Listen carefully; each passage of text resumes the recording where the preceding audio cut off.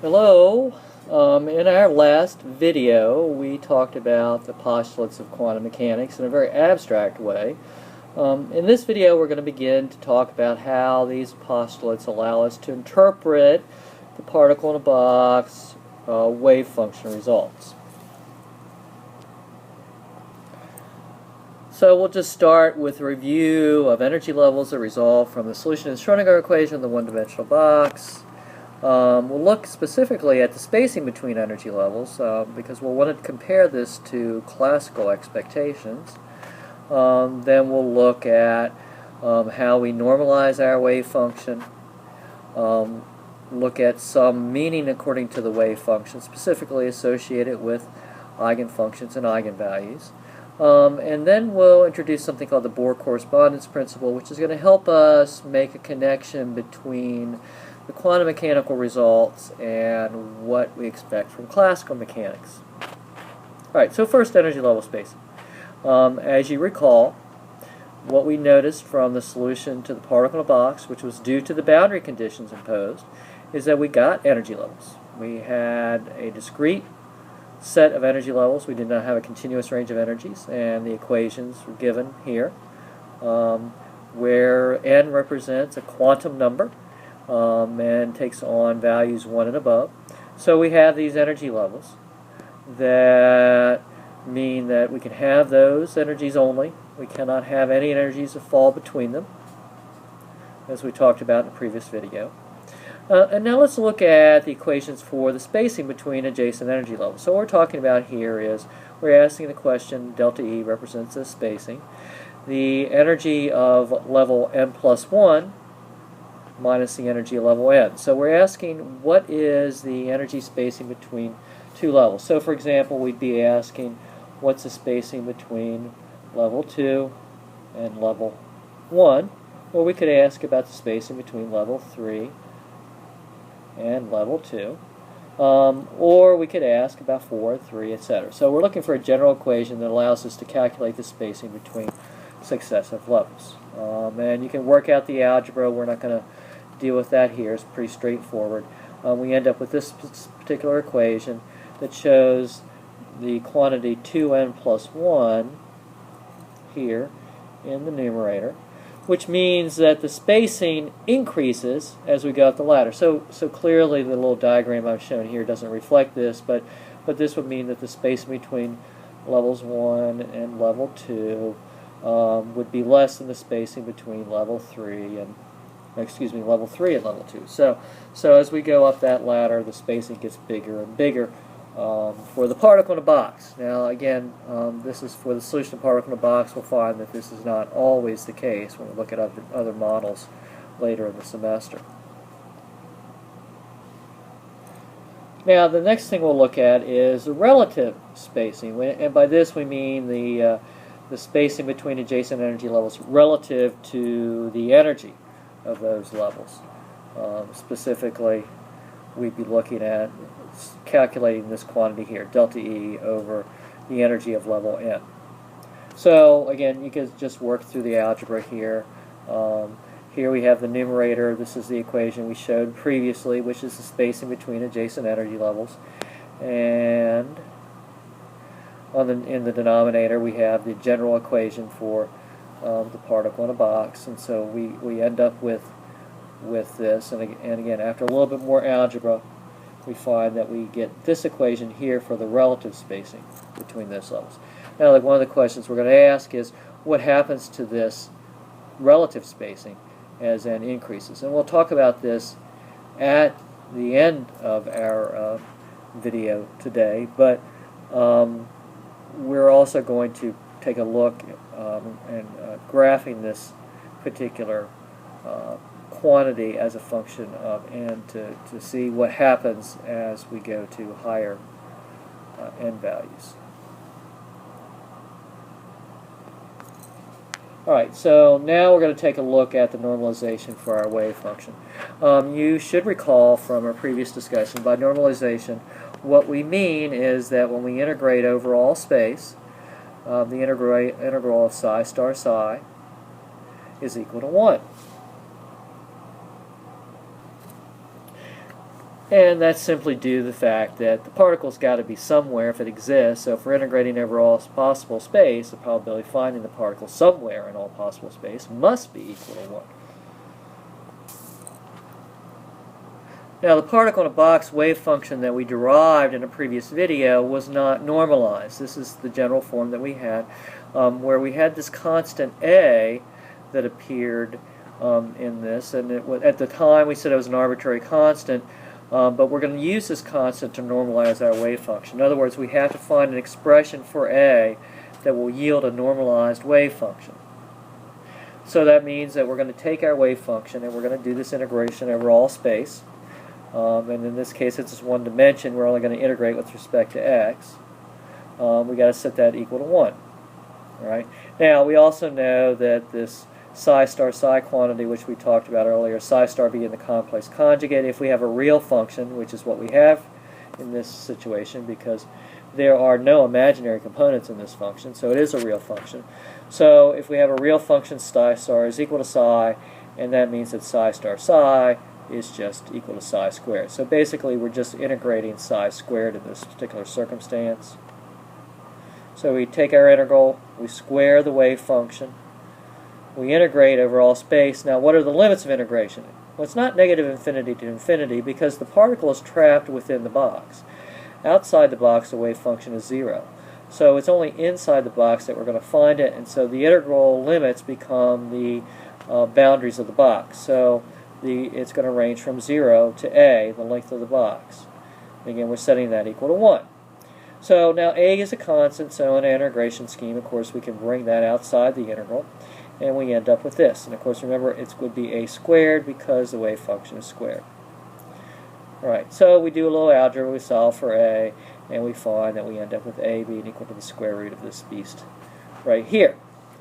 It's just simple algebra. So we need to evaluate that integral in order to determine the normalization constant a.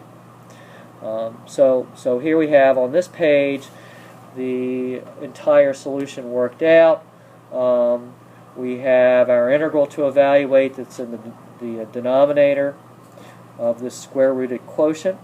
So how do we evaluate that? Well, we can show this in MathCAD. You can also look this up in integral tables. For example, in your mathematical methods for physical chemistry book, you'll find these integrals in the back.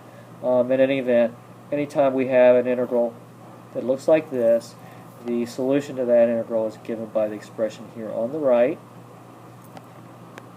All right, where again n, remember, is an integer. Now this is actually critical to the evaluation of this quotient, because if n is an integer, or in fact a whole number taken on values 1 and above, then the sign of n times pi is always going to be equal to 0. Think about this. The sign of 1 pi is 0, the sign of 2 pi is 0, the sign of 3 pi is 0.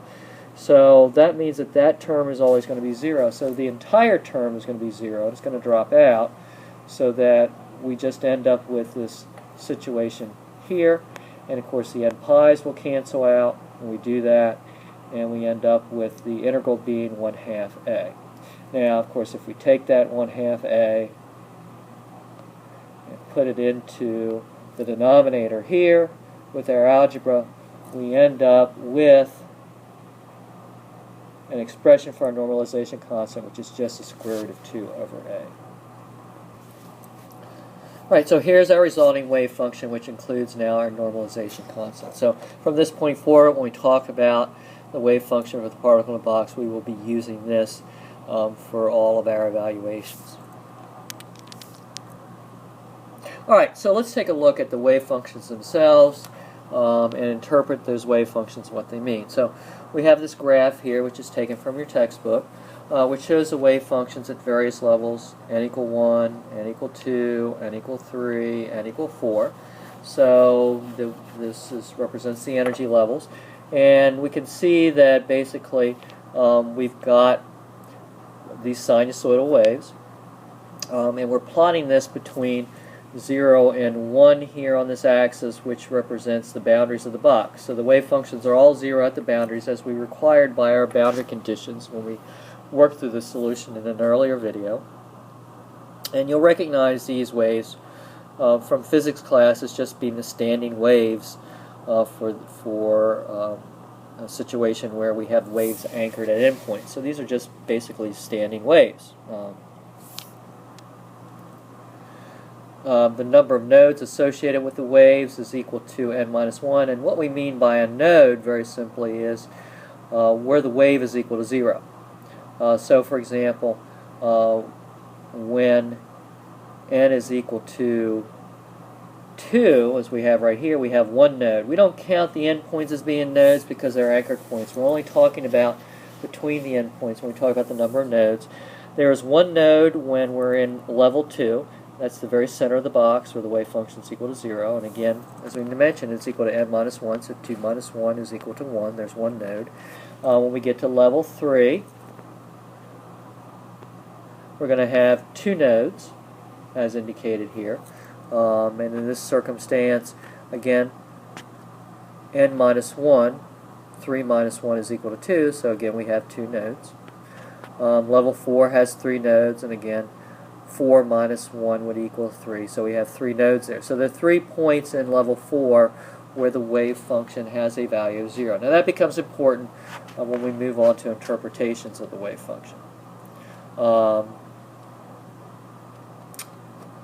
So let's look at the probability density as we try to interpret it. Probability density in this case just being psi squared. And of course what that means is that if we had gone back to the previous slide, we would note, of course, that the wave function goes through 0 and goes to negative values. Psi squared is always going to be positive. So we see our probability densities here, okay, for the 4 levels, n equal 1 through n equal 4. All right.